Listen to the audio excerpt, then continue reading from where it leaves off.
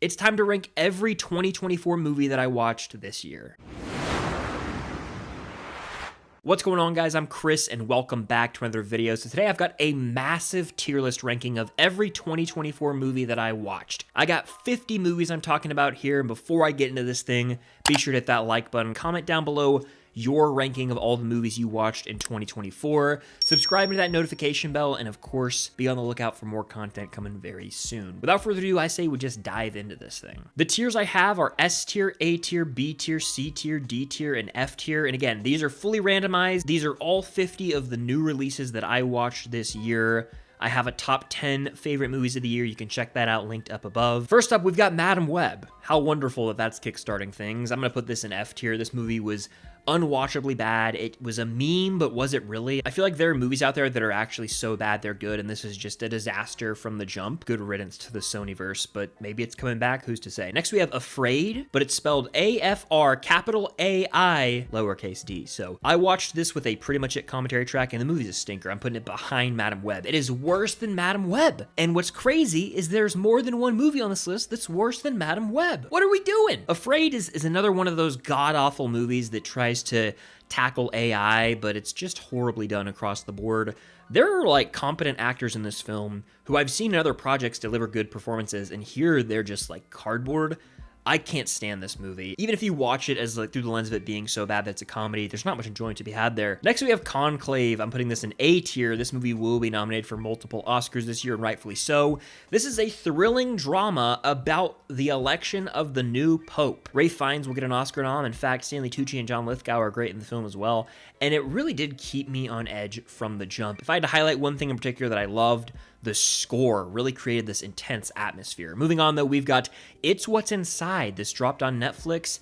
It took me fully by surprise. There are body swap elements at play here. It's a horror thriller, but it's just one of the most unique movies I've seen this year, but honestly, in a while. If you haven't seen this, go in as blind as possible. That's my advice. I'm going to put this in A tier, just behind Conclave. Really is worth the watch, and I don't want to say anything. I literally want to say nothing about this movie. Just go watch. If you haven't seen it, I don't think you'll be upset that you did. Next, we have Abigail. I'm going to toss this in B tier. This is from Radio Silence, who's done Ready or Not, Scream 5, Scream 6, and this movie goes for it. The first two acts really had me. The third goes a bit off the rails, but it's got, you know, in-your-face blood and violence. But I also want to shout out the ensemble cast here. Melissa Barrera carries the film, but you've got Dan Stevens, Giancarlo Esposito, and more. This is a fun vampire flick that gets a little too cheesy for my own taste at the end, and kind of makes some decisions I really disagreed with about certain characters and where they would end up. But honestly, if you want a fun vampire flick from the directors of Scream 5 and 6,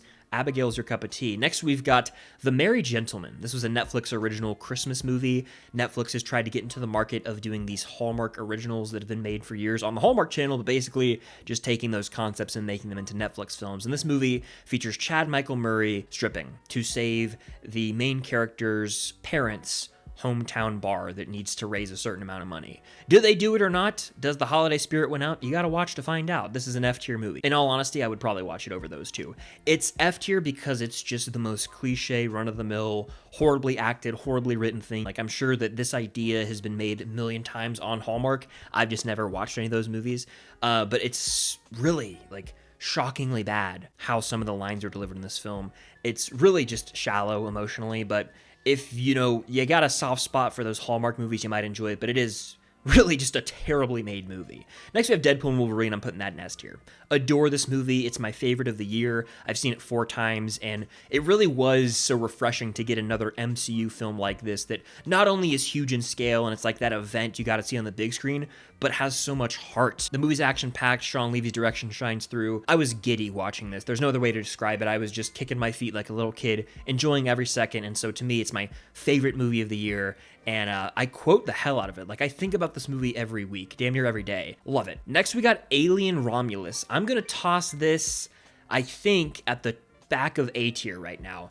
I was so on board with like 90% of this movie, and then a certain decision they make at the very end just really kind of threw me for a loop. I didn't know how to feel, and I still kind of am conflicted about it. I haven't gone back and rewatched it, but I think if I watched this movie with the knowledge of what happens at the end, I would be more accepting of it. But it has some of the best elements of Alien and Aliens. It's easily the best Alien film since the 1980s, which is saying a lot. It's a win for the franchise, and it has Rain and Andy, two characters who you really feel for and care for. So it fleshes out characters. It's got some iconic, thrills and scares, and the zero gravity scene is damn enthralling stuff. So I'm gonna say it's an A-tier movie for me, especially when I look at what to compare it to. But next we got Godzilla X Kong, The New Empire. I'm gonna put this in D tier. It's more watchable probably than the movies I have in F tier, and at least I can acknowledge it's like this big budget blockbuster with some cool visuals, but story wasn't there for me.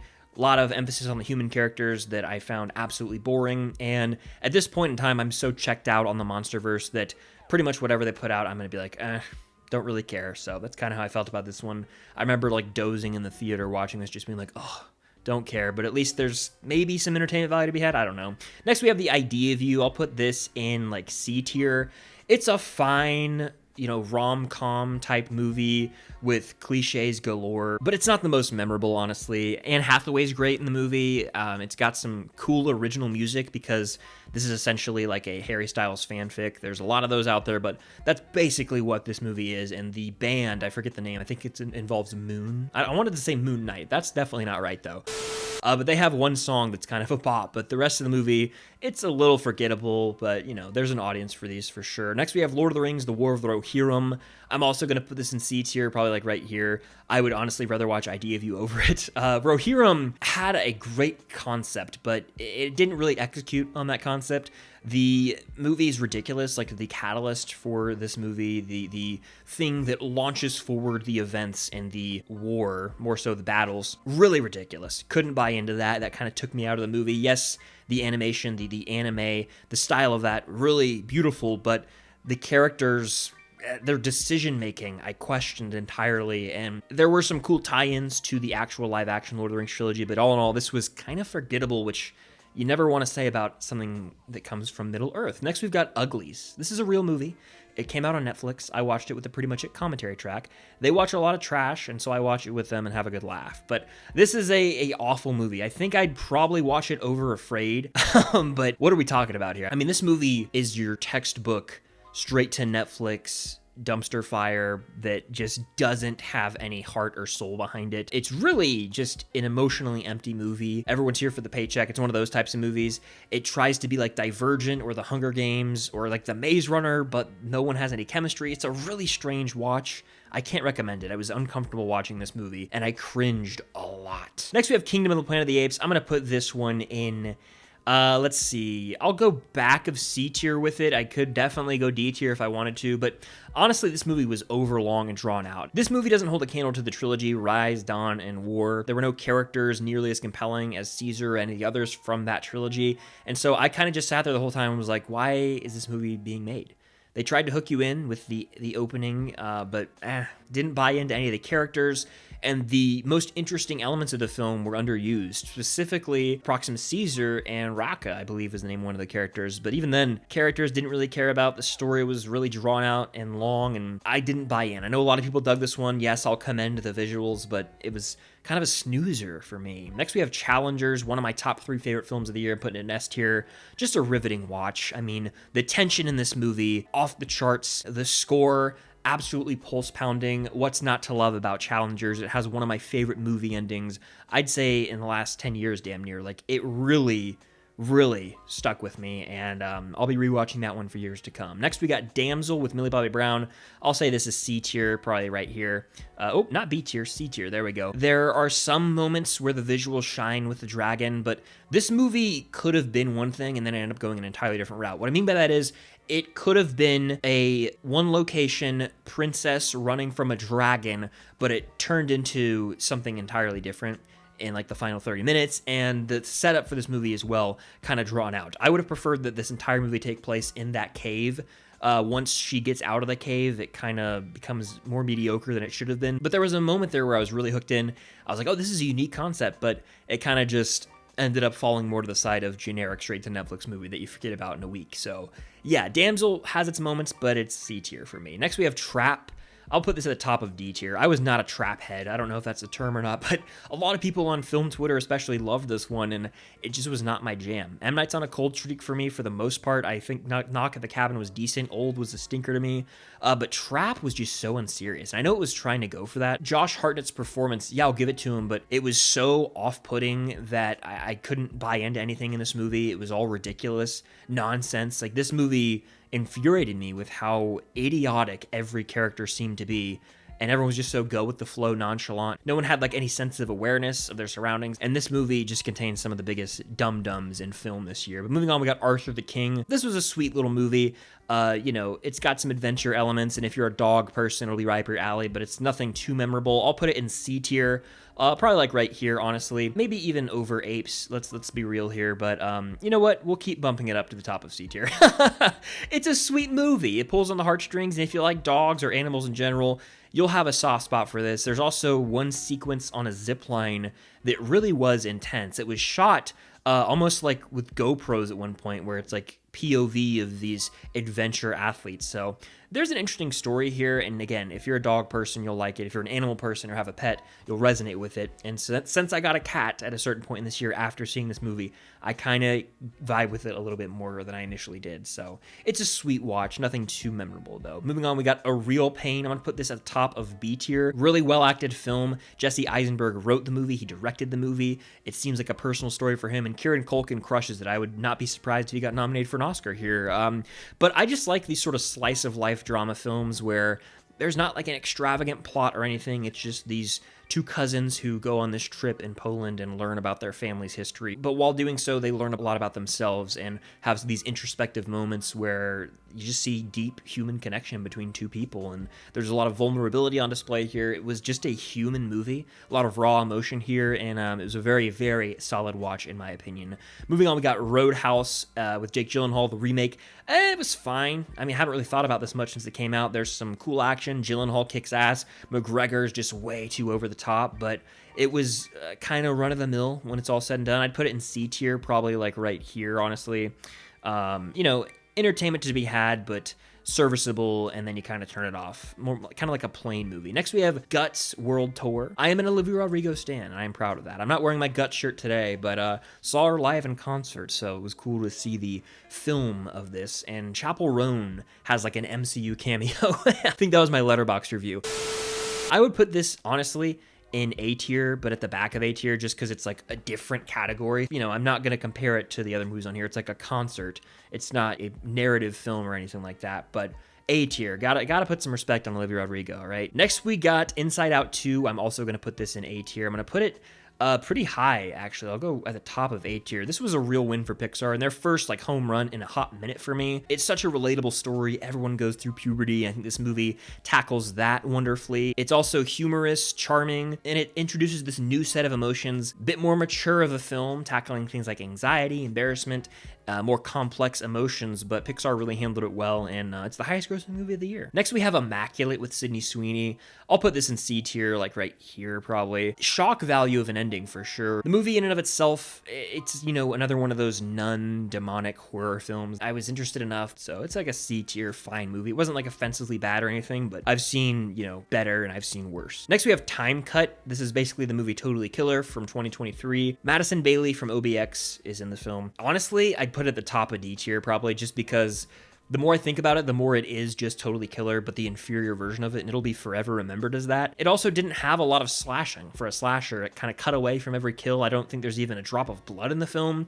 So it was a very soft-core slasher. To even call it a horror film feels weird. It's more so just like a teen hangout movie with not the most interesting characters. So yeah, D tier for me. Moving on, though, we've got Late Night with the Devil. One of the best horror films I've seen this year, maybe the best, I don't know. This movie is so well shot. It feels and sounds like you are watching a late night TV show from the 70s. David Dastmalchian crushes it, finally being able to be a leading man here.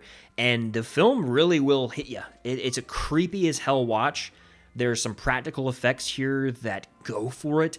And there's some abstract elements in that third act that will really make you think. It makes for a nice discussion after the credits roll. I saw it with my buddy Trevor from Film Geeks out in Cali, and we had some real in-depth discussions about the end. But if you ever have watched a sports team or an artist and you're like, did they sell their soul to the devil? You should watch this movie. I'll go top of B tier with Late Night with the Devil. Moving on, we've got Twisters.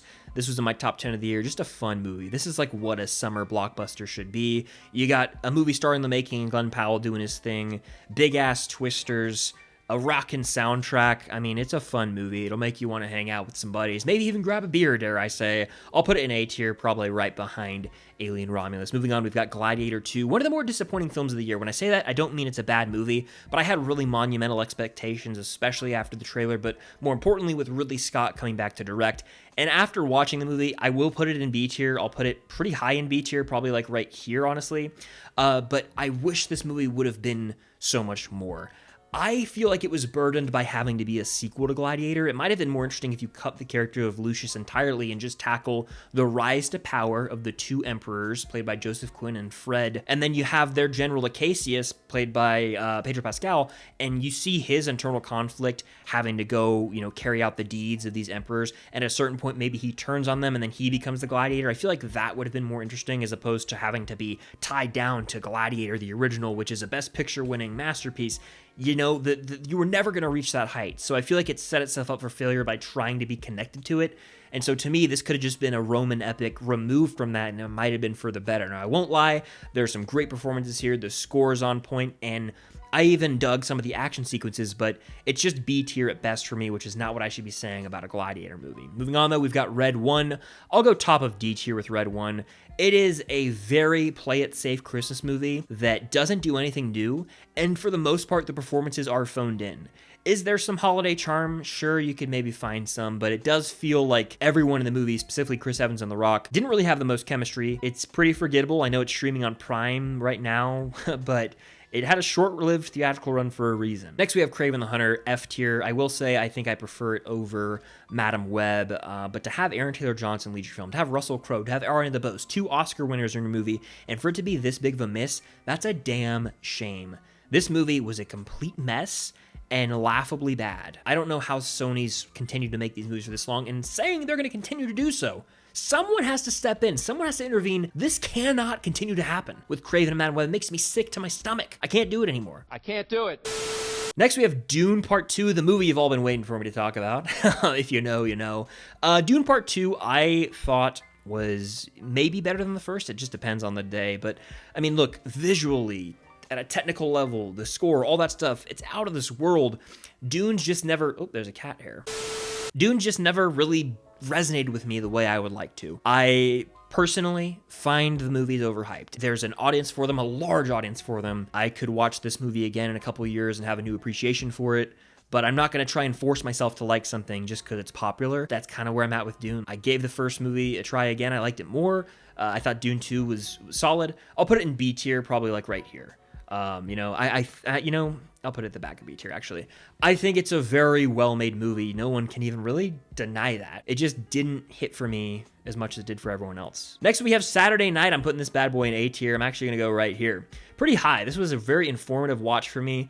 It was chaotic. It opens at 100 miles per hour and never slows down.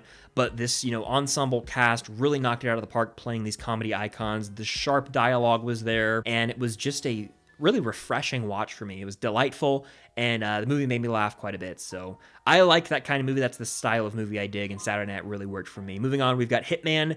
I think this is pretty much the definition of a C-tier movie. Glenn Powell's charming as hell. He's got some great chemistry with the lead actress. Didn't really do much for me. I know there was a lot of hype for this one. Really didn't get me laughing as much as people said it would.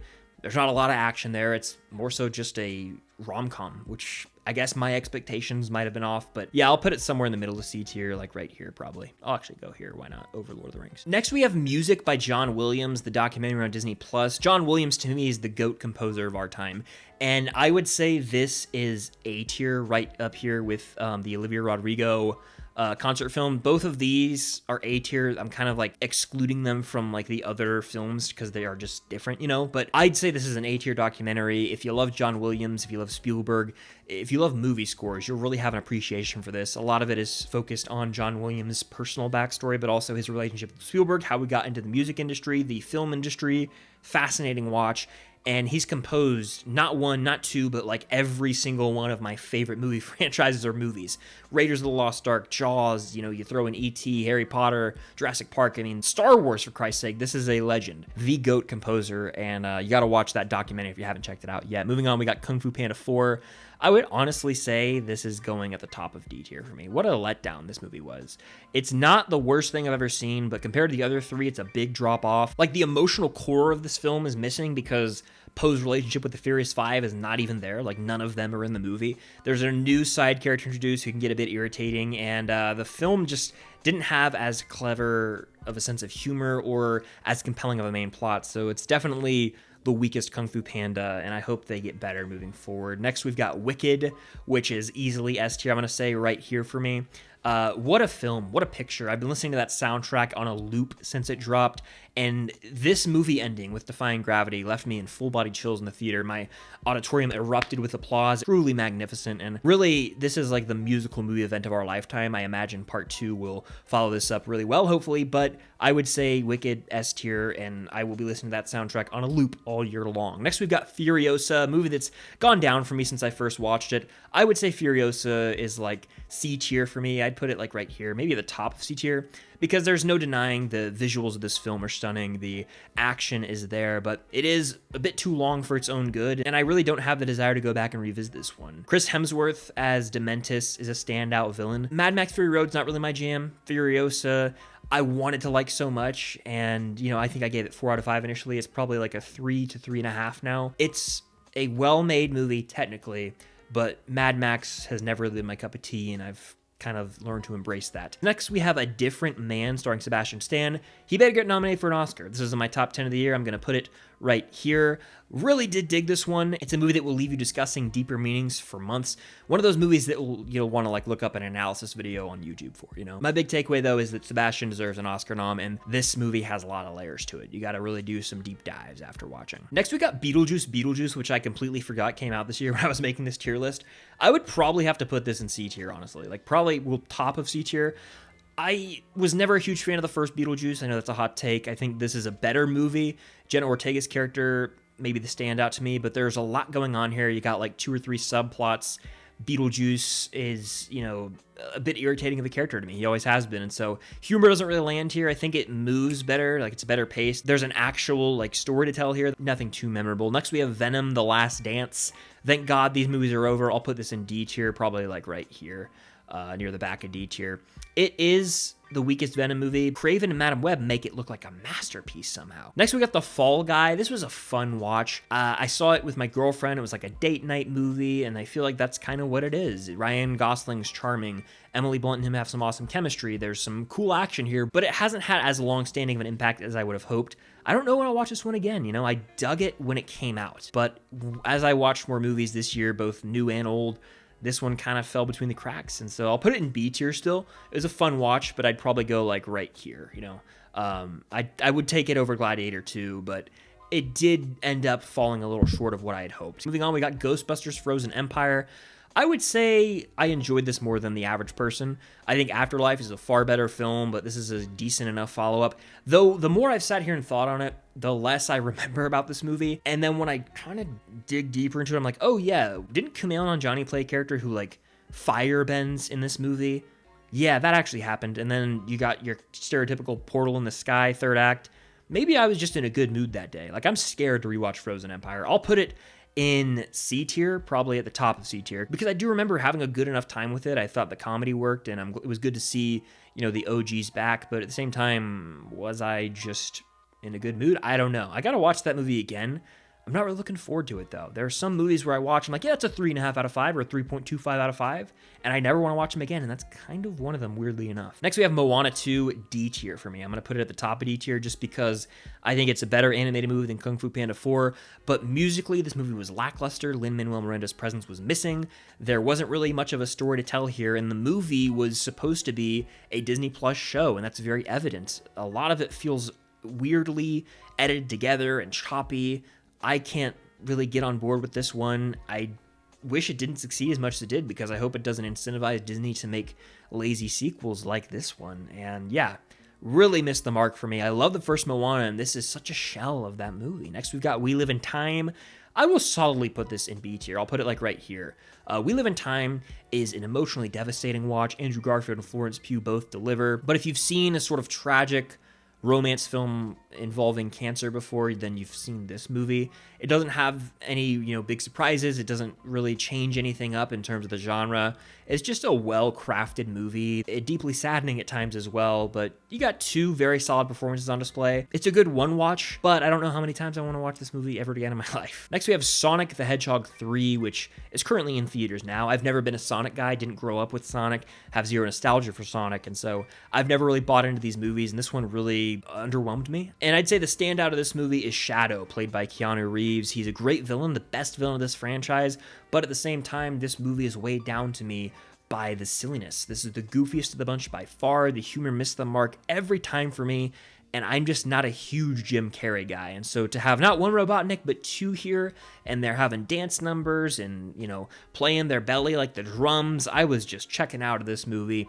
It's not for me. I totally get that. I am still gonna have to put it in D tier, like right here. But it exists. It's a movie a lot of people love. It's for Sonic fans. I get that fully. I'm just not one of them. So I'm basing this off my personal experience. Next, we got Hot Frosty, which is an abomination. This is a movie, basically, what if Frosty the Snowman was a man? It turns into a sort of steamy romance at times. It's weird, it's strange, it's horribly acted, it's an uncomfortable watch. I can't recommend it to anyone. It's probably the worst movie of the year, if I'm being honest. And that's saying a lot, but I'm gonna say it's the worst movie of the year. Next, we got Borderlands, another stinker. There were some abominations this year. Borderlands, I believe I fell asleep for like at least 5 minutes in the theater watching it.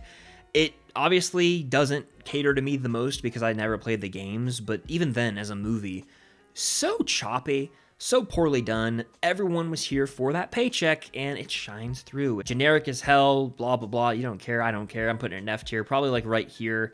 Honestly, right in the middle of F tier, because I'd watch it over some of those, but I would take some of them over it. They're all slop. They're all just F tier, bad movies. Don't watch any of them, please. Next, we have Joker 2, Joker Folie à Deux. I never learned how to say it, honestly. I never will. It's D tier for me. It is competently made enough, but misses the mark so hard. It tries to be a musical for some strange reason. It's such a vast departure from what the first Joker was. And so to me, it comes off as a movie that's like, hey, screw the first movie, and you know what? Let's just waste your time here. I didn't care for it. I'm gonna put it in D tier, probably like right here. I would watch it over these movies, and it's middle of D tier. What's crazy is the trailer sold me, and there were some stunning shots. Like, that's why it's not outright F tier, is there are some shots in this film that are like artwork. Next, we got Mufasa the Lion King. I'm not a fan of the 2019 live-action remake. I wasn't a fan of this one. I will say at least it tried something new with the story, but the music completely missed for me, and that's another Disney movie I'm talking about where that happened for some strange reason. And the real shame here is the songs were done by Lin-Manuel Miranda, so I don't know what the hell was going on behind the scenes there. Look, this movie I think would have functioned better as an animated follow-up to the original Lion King, but for some reason it felt like it needed to do this hyper-realistic lion thing again. Wasn't my jam. Was not my jam at all. I'm gonna put it in D tier, unfortunately, but I will say I like Sonic a little bit better, so I'll put it right there. Next, we have If, or Imaginary Friend. I thought this was a delightful, heartwarming watch. Directed by John Krasinski, Ryan Reynolds stars, but it's really one of those movies that reminds you, hey, your childhood will be gone forever. You can't go back to it, but you can cherish the fond memories you have. And deep down inside, we all want to be a kid forever, right? It's a sweet movie. It's a family film. It's one that I would love to watch if I was like 7 or 8 years old with my family and I got to rent a movie from Blockbuster and I had to choose like a family movie. This would be a great pick for that. So it excelled at what it was going for, and it was a really sweet watch. I wish that I knew what I know now when I was younger. I'm gonna put it in B tier, probably pretty high. I'll go like right here in B tier. Just a delightful movie. Next, we have A Quiet Place Day One, a movie that I initially was really high on. It's fallen a bit for me, but of all the thriller or horror films I've seen this year, this one had me holding my breath in various moments. It's not quite as good as the first two Quiet Places, I want to say, and that's just because I don't connect with the characters as much, but Joseph Quinn and Lupita Nyong'o both knock it out of the park. Having a cat myself now, I resonate with this movie a lot deeper and personally, but I'll put it in B tier pretty high. You know what? I'll go like top of B tier with A Quiet Place Day One. And last on this list, I've got Carry On, the movie that's been the talk of the town. It hit Netflix. People are calling it the new era Die Hard. It is basically Die Hard 2, honestly, in a sense, but still, it's got elements of Die Hard very clearly. Jason Bateman is the villain here. It's nice to see him in a bit of a villainous turn. He's got one of the voices for it, I'll be honest. Taron Egerton's charming here, and there's some Mission Impossible-esque action moments where he's just running through the airport like Tom Cruise. It also contains the best use of Last Christmas ever put to film, I'll say it. There's like a one-take style action scene in a car that was sick. I sat up when it happened. I was like, this is hype. The movie's fine. It plays it safe. You've seen it before, but it's a fun, solid action thriller that you could argue is a Christmas movie just like Die Hard. I'm going to put this one in B tier, and you know what? I'm going to put it like right about, let's see. I'll go right here. But that's my ranking of every 2024 movie that I watched. Let me know yours in the comments down below and hit that like button. Stay tuned for more content coming very soon. But until next time, I'll see you guys later.